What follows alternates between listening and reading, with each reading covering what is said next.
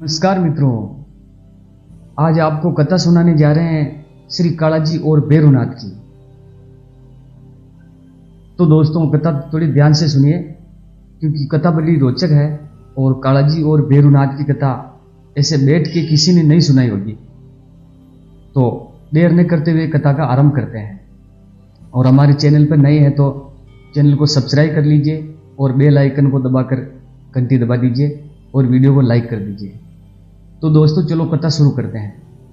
किसी राज्य में एक राजा जटायु नाम के राजा राज्य करते थे। उनके पास ऐसा वाघ यंत्र था, एक धनुष था, तीर था। तो जैसे ही वो उसको बजाते और तीर को छोड़ते तो उस राज्य में शांति फैल जाती और किसी तरह की विपदा नहीं आती और बरसात भी अच्छी होती।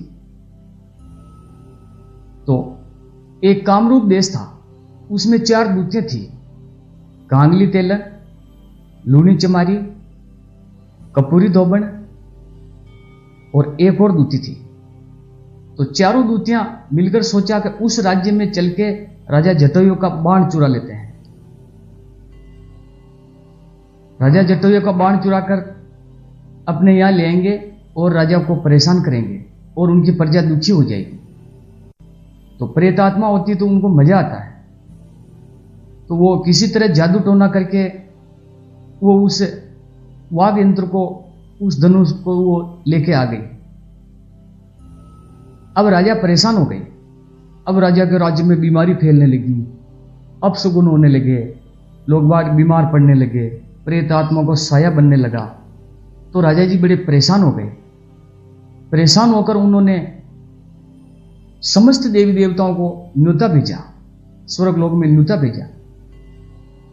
भेजा और निमंत्रण लिखा कि भाई आप हमारे राज्य में आइए और हमसे कुछ काम है। तो सारे देवता मिलकर राजा जटायु के दरबार में आ गए। राजा जटायु ने कहा कि हे देवताओं, आपका स्वागत है। मेरे पास एक वाघ यंत्र था और धनुष था, उसको 4 दूतियां चुरा कर ले गई कामरूप की। तो देवता ने, राजा ने एक बिड़ला लिखा, बिड़ले पे ये सब लिखा था कि गांगली तेलन, लूनी चमारी, कपूरी धोबन, ये दूतियां 4 ही मिलकर मेरा जंत्रवाण ले गई और ये जंत्रवाण आप सबको लाना है। तो सब देवता बैठे हुए थे, सबके बीच में वो बिड़ला फिरवाया, मतलब वो पत्र फिरवाया। तो किसी देवता ने वो पत्र नहीं जला, किसी ने वो बीड़ा नहीं उठाया।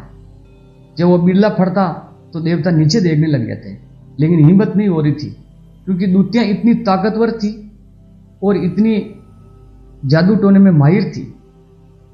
अब राजा परेशान हो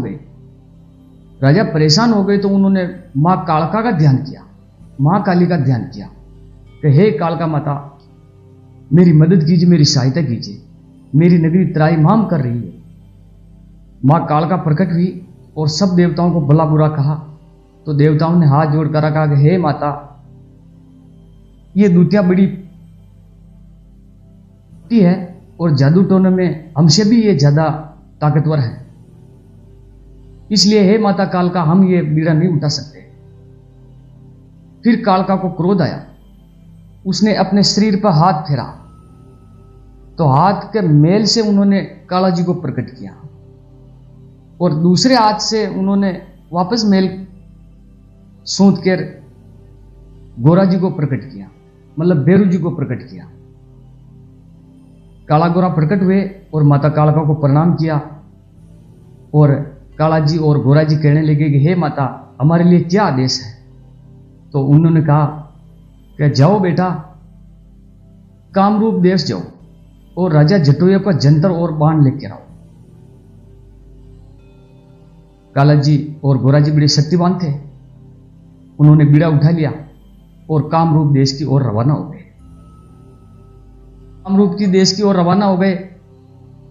तो अब उन्होंने पता चला कि वो तो बहुत शक्तिशाली है। अब उन तक पहुंचे कैसे। कालाजी महाराज ने कहा कि हे भाई, छोटा भाई, मतलब कालाजी बड़े थे और गोरा जी छोटे थे। छोटा भाई, तुम पता करके आओ कि वो जंत्र बाण कहाँ रखा है और वो कहाँ कहाँ रहती है।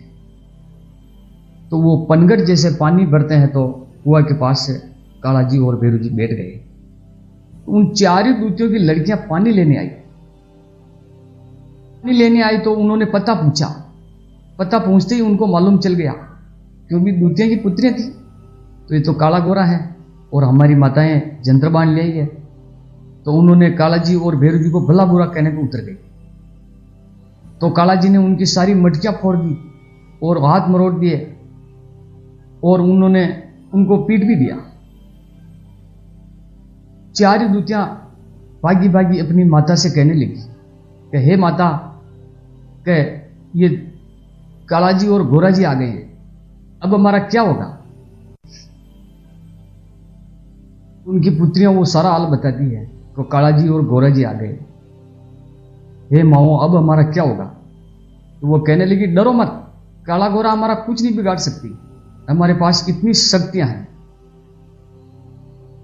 तो फिर काला जी बोलते गोरा जी से कि जाओ आप और पता करो किधर रहती है, क्या करती है, आप जाओ उनकी शक्ति का अंदाजा लगाओ।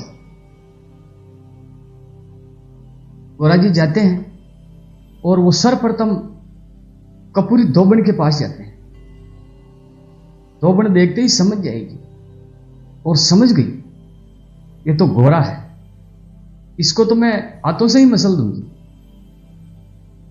जानते हैं दोस्तों उन्होंने क्या किया उनके साथ, गोरा जी के साथ। गोरा जी को वो जो कपड़े धोती थी ना, वो कपड़े धोबन, वो पत्थर बना दिया उनको। वो तो पत्थर बना के कपड़े धोने लगी। कपड़े धोते धोते धोते वो कम से कम बहुत समय बीत गया और गोरा जी कुछ ना कर सके। गोरा जी के मोरों में छाले हो गई, पीठ में छाले हो गई, छाती में छाले हो गई और गोरा जी रोने लगे और थर थर कांपने लगे, अब क्या होगा। तो किसी तरह चुंगुल से निकलकर वो कपूरी गांगली तेलन के पास गई।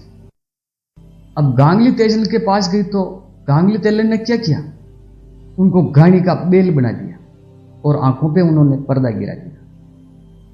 अब गोरा जी को बेल बन के तिल्ली का तेल निकालना पड़ रहा है। इस तरह काफी समय बीत जाता है और गोरा जी को गानी का बेल बना दिया। इस तरह गोरा जी दुख पाते हैं और किसी तरह उसके चंगुल से छूट जाते हैं और आगे जाते हैं। जानते हो दोस्तों आगे क्या होता है, आगे भी गोरा जी के साथ बहुत बुरा ही होगा। तो दोस्तों ये कथा थोड़ी लंबी है तो 2 पार्ट में बनानी पड़ेगी, ज्यादा लंबा वीडियो आ जाता तो कोई देखता नहीं। दोस्तों ये कथा कल आपको वापस हाजिर करेंगे। हमारे चैनल पर नए हैं तो आप चैनल को सब्सक्राइब कीजिए, लाइक कीजिए, शेयर कीजिए।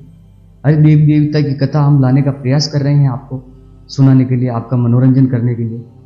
तो दोस्तों चैनल को सब्सक्राइब करके लाइक जरूर करें ताकि हर आदमी तक ये कथा पहुंच सके। धन्यवाद दोस्तों, नमस्कार।